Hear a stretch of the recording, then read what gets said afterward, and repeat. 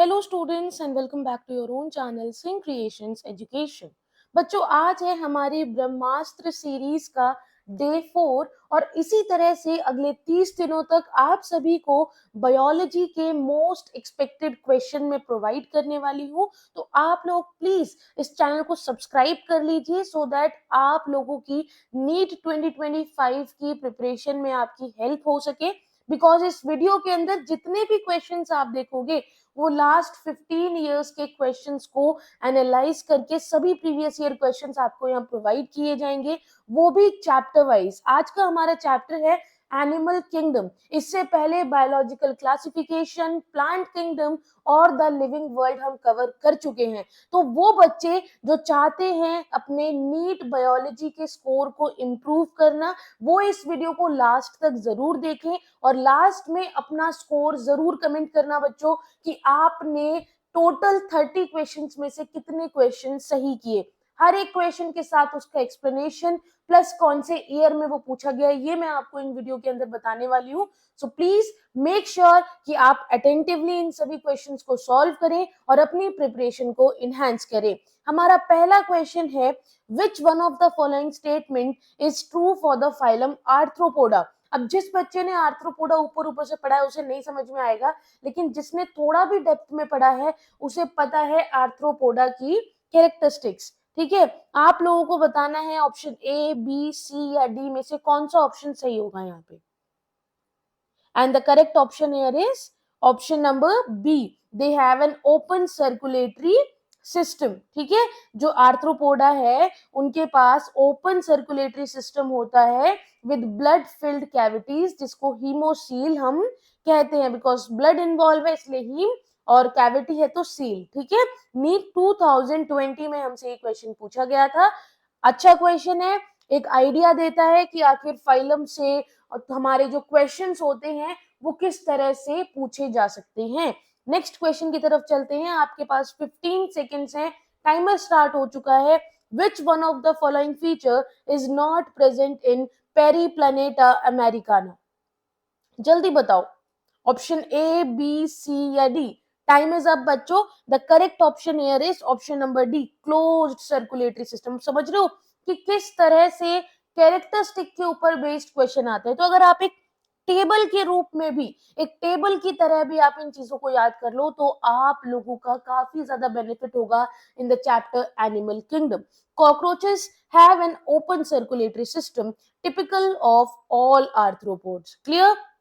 Clear है। तो यहाँ पर क्या पूछा गया है कि भाई ये सारी चीजों में से ऐसा क्या है जो पेरीप्लैनेटा अमेरिकाना में प्रेजेंट नहीं होता है। तो इनमें क्लोज्ड सर्कुलेटरी सिस्टम नहीं होता है। राइट? कैसा सिस्टम होगा?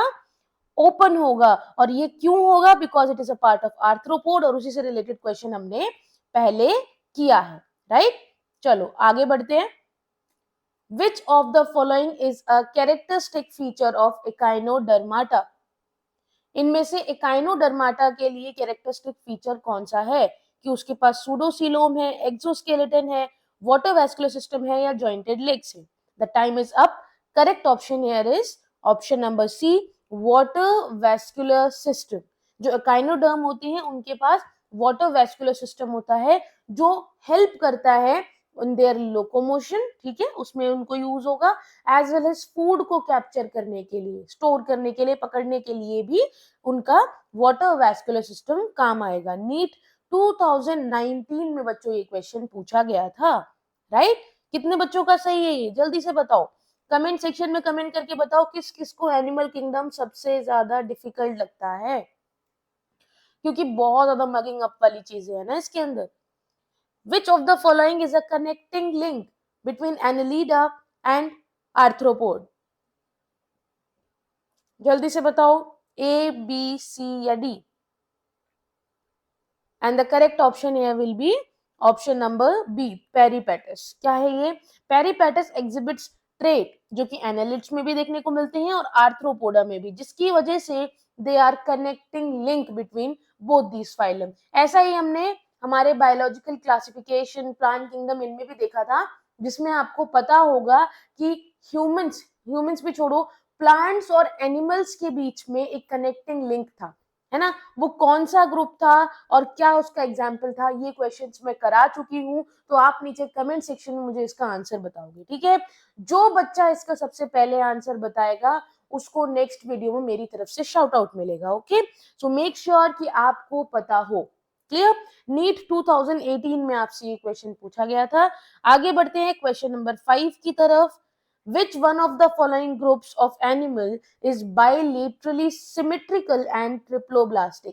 अब आपको क्या करना है, इन चारों के कैरेक्टरिस्टिक याद करने हैं और याद करना है कि किसमें सिमेट्री बायलेटरल थी और ट्रिप्लोब्लास्टिक कंडीशन थी। टाइम पूरा हो चुका है।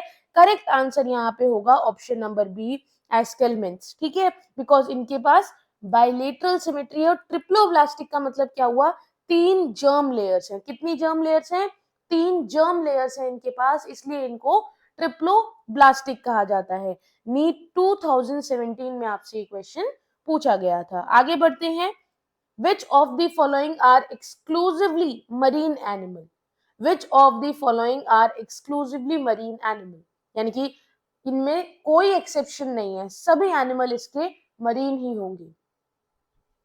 And the correct option here is option number B, ctenophora. इसमें सारे के सारे एनिमल्स जितने भी टीनोफोर्स हैं वो मराइन होते हैं, कोई भी फ्रेश वाटर प्रेजेंट नहीं होगा, ठीक है। और इसी वजह से दे शो बायोल्यूमिनेसेंस। क्या शो करते हैं, बायोल्यूमिनेसेंस। नीट 2020 का ये क्वेश्चन है, राइट।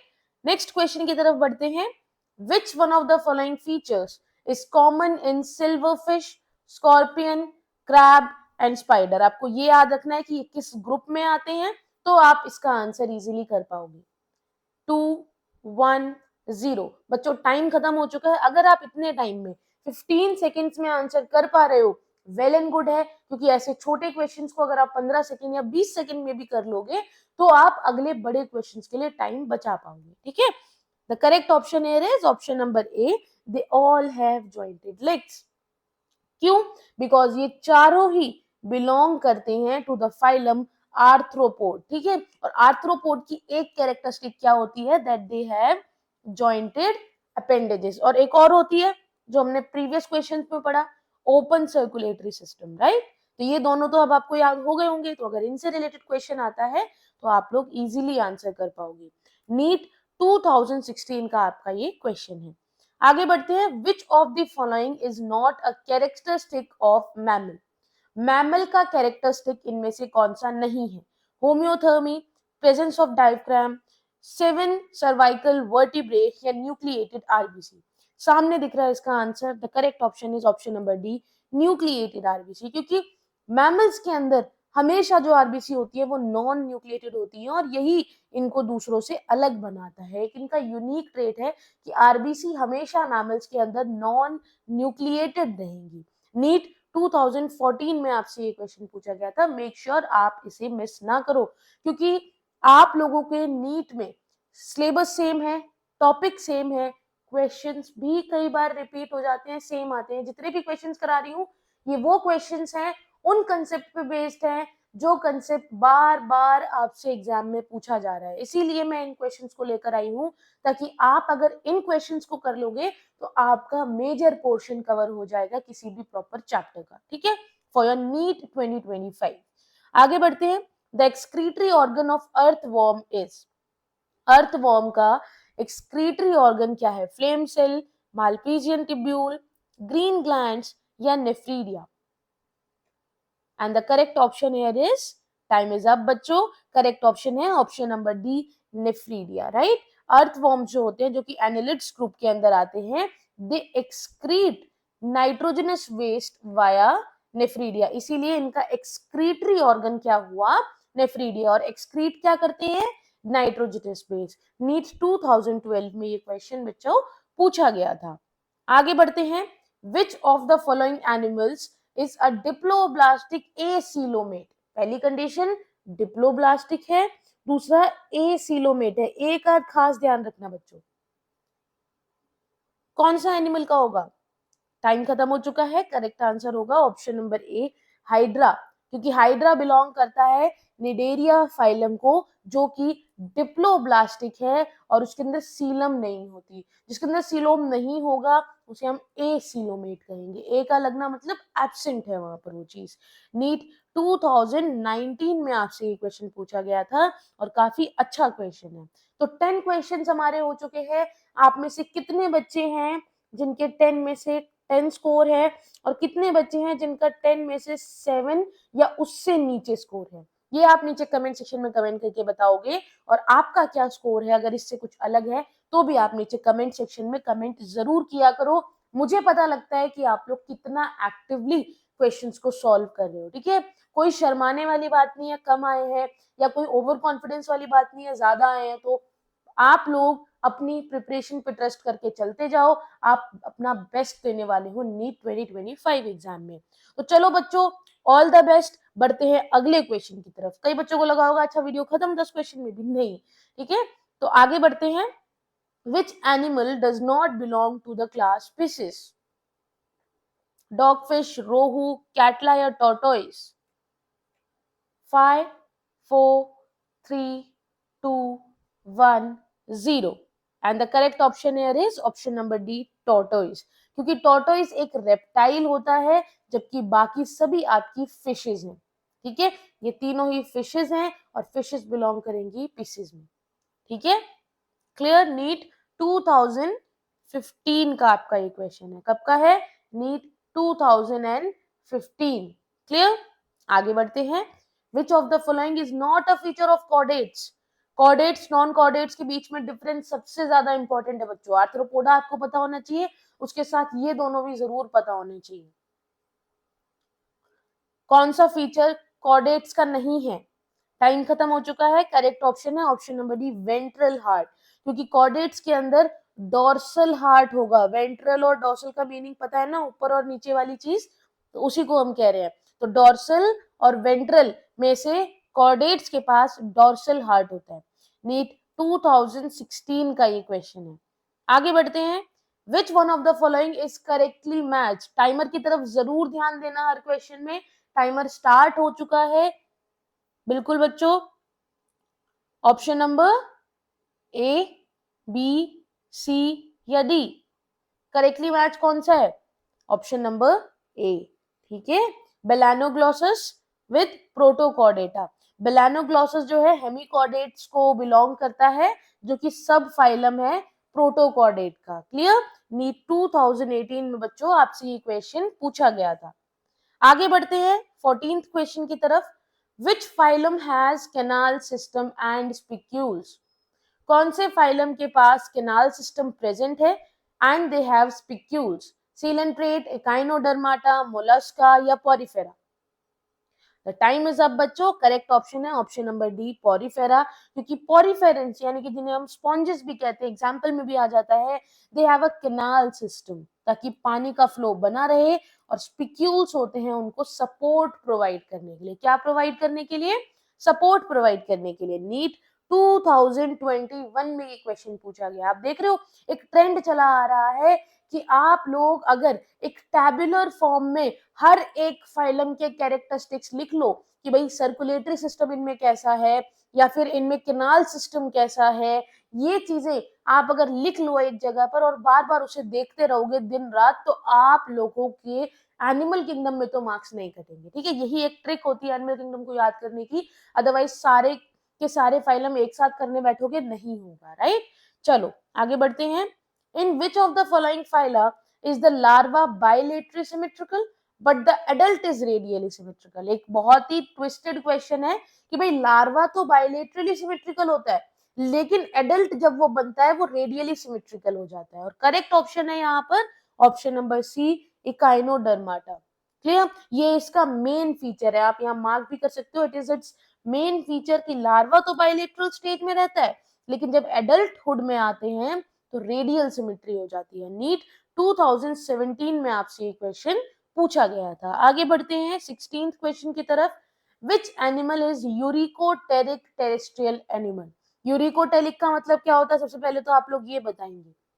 जो एक्सक्रीट करते हैं, जल्दी बताओ जल्दी बताओ, तब तक हम आंसर देखते हैं फिर आपको इसका आंसर बताएंगे। ठीक है, करेक्ट ऑप्शन है ऑप्शन नंबर बताओ ऑप्शन नंबर सी, कॉकरोच। ठीक है, और कॉकरोच जो है वो इसलिए यूरिकोटेलिक कहलाते हैं क्योंकि they secrete uric acid. Clear, जो यूरिक एसिड सिक्रीट करते हैं उनको यूरिकोटेलिक बोलते हैं। और ऐसा क्यों होता है? ताकि वो पानी को बचा सके, दे डू नॉट पी। ठीक है, क्यों? ताकि वो पानी को बचा सके, तो यूरिया नहीं यूरिक एसिड को सिक्रीट करती हैं। यहाँ पर नीट 2014 के अंदर आपसे ये क्वेश्चन पूछा गया था। आगे बढ़ते हैं। The respiratory organ in aquatic arthropod is.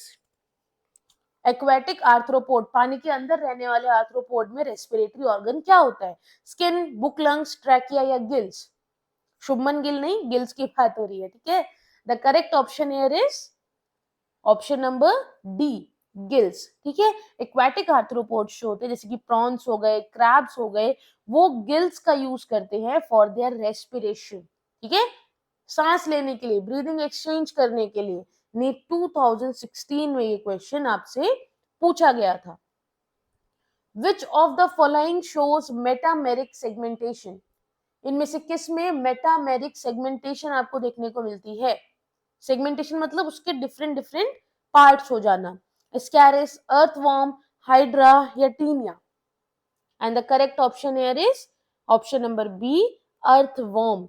ठीक है, अर्थवॉर्म के अंदर आपको मेटामेरिज्म, जिसको ट्रू सेगमेंटेशन कहते हैं, वो देखने को मिलती है। और क्यों? क्योंकि earthworm is a member of annelids, और एनेलिड्स के अंदर तो आपको ये देखने को मिलेगा ही मिलेगा। नीट 2019 में बच्चों आपसे ये क्वेश्चन पूछा गया था।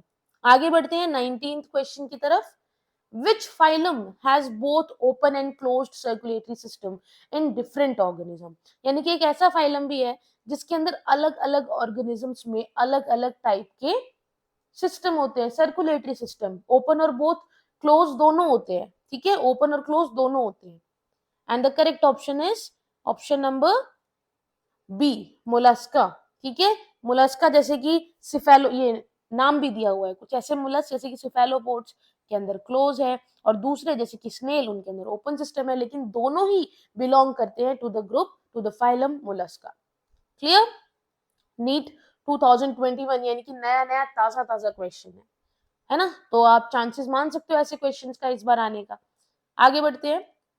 विच of the following organisms is non motile and attach to a substratum? अपने सबस्ट्रेट से अटैच रहेगा और नॉन मोटाइल रहेगा। Yes, the correct option here is option number B, Obelia polyp. Which is the correct answer? Obelia polyp. The polyp form is sessile while medusa is motile. जो medusa है वो move कर सकता है, वो motile है, चल सकता है, आगे अपनी जगह से आगे बढ़ सकता है, लेकिन पॉलिप नहीं बढ़ेगा। नीट 2018 में ये क्वेश्चन पूछा गया था। चलो, which of the following are oviparous animals? इनमें से कौन है जो कि ओविपेरस एनिमल है? Elephant and whale, frog and pigeon, rabbit and cat या dog and cat? So the time is up बच्चों। करेक्ट आंसर यहाँ पे होगा ऑप्शन नंबर बी, फ्रॉग और पिजन, क्योंकि ओविपेरस एनिमल हमेशा ले करते हैं एग्स, और विविपेरस बेबीज को जन्म देते हैं। तो ओविपेरस जो एग्स ले करते हैं उनमें आपका फ्रॉग आ जाएगा और पिजन आ जाएगा, जबकि बाकी सारे आपके विविपेरस, चाहे वेल हो चाहे एलिफेंट हो, रैबिट भी रैबिट को जन्म देता है, कैट भी कैट को जन्म देती है, डॉग डॉग को जन्म देता है। ठीक है, कभी सुना है डॉग ने अंडे दिए? है ना? तो इसलिए जो अंडे देगा वो ओविपेरस, जो बेबीज को जन्म देगा वो विविपेरस। इवन ह्यूमंस, हम भी विविपेरस में आते हैं। ठीक है, नीट 2013 में आपसे ये क्वेश्चन पूछा गया था। अब आप समझ सकते हो कि इवन ओविपेरस और विविपेरस पे भी किस तरह से आपसे क्वेश्चन पूछा जाएगा। नेक्स्ट क्वेश्चन की तरफ चलते हैं। टाइमर की तरफ ध्यान देना, टाइमर चल चुका है। Which of these is a characteristic feature of all chordates without any exception? सभी कॉर्डेट्स के अंदर आपको ये कैरेक्टरिस्टिक देखने को मिलेगी। आप बताइए वो कैरेक्टरिस्टिक कौन सी है? ए, बी, सी या डी? टाइम खत्म हो चुका है। करेक्ट ऑप्शन होगा option number C, post anal tail. सभी कॉर्डेट्स के अंदर आपको पोस्ट एनल टेल देखने को मिलेगी उनकी लाइफ की किसी ना किसी स्टेज पे। ठीक है, किसी ना, ये जरूरी नहीं है एक ही स्टेज पे, लेकिन किसी ना किसी स्टेज पे आपको जरूर देखने को मिलेगी पोस्ट एनल टेल। एंड ये क्वेश्चन पूछा गया था नीट 2021 में। कब पूछा गया था? 2021। फ्रेश क्वेश्चन है, आने के चांसेस हैं। Which of the following animal has radial symmetry in adult age? भाई एडल्ट एज में रेडियल सिमेट्री आ जाती है, तो बताओ। अभी एक क्वेश्चन किया था, लार्वल स्टेज में दूसरी सिमेट्री है ना? Correct option starfish. स्टारफिश एक और एग्जांपल भी बताया था, है ना?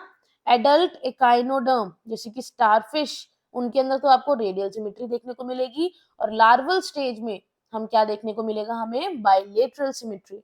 नीट 2012 का एक क्वेश्चन है जो आपसे पूछा गया था। आगे बढ़ते हैं। Which one of the following sets is correct for Porifera? यानी कि उसके कैरेक्टरिस्टिक लिखे हुए हैं और आपको सिलेक्ट करना है किस सेट के अंदर पॉरीफेरा के सही कैरेक्टरिस्टिक्स लिखे हुए हैं। टाइम अप होने वाला है, जल्दी बताओ बच्चों। Correct, the correct option here is option number D. एक तो ये एसिलोमेट होते हैं, दूसरा कैनोसाइट्स होते हैं, और तीसरा किनाल सिस्टम होता है। ठीक है, कैनोसाइट्स मतलब कॉलर सेल्स की बात हो रही है। तो अगर कोएनोसाइट्स पे लिखा हुआ आ रहा है तो आप लोग घबराएंगे नहीं। नहीं पता था इस वर्ड का मीनिंग, तो आप कॉलर सेल्स उसके साइड में लिख सकते हो, और जहां कॉलर सेल लिखा हुआ है चाहो तो उसके साइड में कोएनोसाइट्स लिख सकते हो। नीट 2015 में आपसे ये क्वेश्चन पूछा गया था बच्चों। आगे बढ़ते हैं। In which group of animals true coelom is absent? In which group of animal true coelom is absent? बताओ। The correct option here is option number C, which is saying platyhelminths. platyhelminths कैसे होते हैं? Acoelomate होते हैं। इसने क्या कहा है? ट्रू सीलोम एब्सेंट हो गया। ऐसे वर्ड्स पे ध्यान देना, नॉट, एब्सेंट। ठीक है, ये सारी चीजें इंपॉर्टेंट है। एक्सेप्ट जैसे वर्ड, तो एसिलोमेट है, जबकि दूसरे सभी मोलस्क, एनालीड, आर्थ्रोपोडा सभी में आपको सीलोम देखने को मिलेगी। नीट 2019 में आपसे एक क्वेश्चन पूछा गया था बच्चों। 26th क्वेश्चन की तरफ बढ़ते हैं। Which one of the following animal phyla is characterized by the absence of a body cavity coelom? यानी कि एसिलोमेट होते हैं। ऐसी कौन सी एनिमल फाइलम है जिसका ये कैरेक्टरिस्टिक है कि उसके अंदर एसिलोमेट कंडीशन है बॉडी कैविटी की? बताओ। Correct option is option number D, platyhelminthes. कोई बॉडी कैविटी होती ही नहीं है, दे आर एसिलोमेट्स। नीट 2016 में आपसे ये क्वेश्चन पूछा गया था बच्चों। 27th क्वेश्चन की तरफ आते हैं, टाइमर शुरू हो चुका है। Which of the following is a pseudocoelomate animal? Earthworm, roundworm, leech या टेपवॉर्म? ना ही एसिलोमेट है, ना ही ट्रू सीलोमेट है, सीधा है सूडोसिलोमेट। फॉल्स सीलोम यहाँ पे प्रेजेंट होती है। करेक्ट ऑप्शन होगा option number B, round worm. Round worm nematode है जिनके पास सूडोसिलोम होती है, और सूडोसिलोम का मतलब है एक फॉल्स, एक नकली बॉडी कैविटी प्रेजेंट रहेगी। सूडो मतलब भ्रमित टाइप चीज आप मान सकते हो कि ट्रू भी नहीं है और एब्सेंट भी नहीं है। ठीक है, नीट 2017 में ये क्वेश्चन पूछा गया था। आप सूडो को एज अ प्रॉक्सी भी समझ सकते हो कि आप एब्सेंट भी नहीं हो और आप वहां पर प्रेजेंट भी नहीं हो। आपके दोस्त ने आपकी प्रॉक्सी लगा दी तो फॉल्स प्रेजेंस मानी जाएगी, राइट? चलो, 28th question. Which of the following animals is a triploblastic acoelomate? एक तो ट्रिप्लोब्लास्टिक है, ये याद रखना, 3 जर्म सेल, और दूसरा सीलम इसके अंदर एब्सेंट है, एसिलोमेट है। The correct option is option number B, tapeworm. Tapeworm platyhelminthes का पार्ट है, एग्जाम्पल है, और ये ट्रिप्लोब्लास्टिक होते हैं, यानी कि 3 germ layer, but they lack a coelom, इसलिए इसको एसिलोमेट कहा जाता है। नीट 2020 में आपसे ये क्वेश्चन पूछा गया था। आगे बढ़ते हैं। Which of these is a feature of Aschelminthis? Aschelminthis अगर आपने पढ़ा होगा, कैरेक्टरिस्टिक्स याद होंगे, तो आप इजीली इस क्वेश्चन को कर पाओगे। लास्ट 5 सेकेंड्स बच्चों, 3, 2, 1, the time is up. Correct option here is option number B, pseudocoelomate body. Aschelminthes nematode का पार्ट है, और हमने अभी ही पढ़ा था दैट, यहाँ पढ़ा था शायद, हाँ, निमेटोड सीडोसिलोम जिनके पास होती है ना, राइट? तो they have a body cavity जो कि फुली लाइंड नहीं होती मीजोडर्म से, इसलिए उसको कहते हैं सूडोसिलोम। और अगर वो मेसोडर्म से लाइंड होती तो सीलोम, ट्रू सीलोम कहलाती। ठीक है, नीट 2014 में आपसे ये क्वेश्चन पूछा गया था। अब आ जाते हैं लास्ट क्वेश्चन की तरफ। Which of the following animals possess a water vascular system? Hydra, starfish, octopus या अर्थवॉर्म? करेक्ट ऑप्शन क्या होगा बच्चों? Correct option number B, starfish. Starfish के अंदर एक यूनिक वाटर वैस्कुलर सिस्टम देखने को मिलता है जिसको यूज किया जाता है फॉर मूवमेंट एंड फीडिंग। कहा था ना न्यूट्रिएंट्स के लिए। और ये क्वेश्चन पहले भी आया था आपका, राइट? तो नीट 2013 में ये क्वेश्चन पूछा गया था। आप देख रहे हो किस तरह से एक ही क्वेश्चन अलग लैंग्वेज में वापस वापस पूछा जा रहा है। यही मेन रीजन है इस सीरीज को बनाने का कि लास्ट 15 ईयर्स में जितने भी टॉपिक्स बार बार रिपीट होके ज्यादा बार आए हैं, उन टॉपिक्स के क्वेश्चन तो एटलीस्ट आप लोग जरूर प्रैक्टिस करके जाओ, ताकि एग्जाम में ऐसे कुछ क्वेश्चंस तो मिले जो आपको फंसाने की कोशिश करें, लेकिन आप फंसो नहीं उसमें, क्योंकि आपने पहले से सिंग क्रिएशंस एजुकेशन चैनल पे उन क्वेश्चंस को सॉल्व किया हुआ है, right? So guys, with that said मिलते हैं कल डे 5 में अगले क्वेश्चन की सीरीज के साथ। With that said, thank you so much. Have a good day. All the best for your preparation. Bye bye.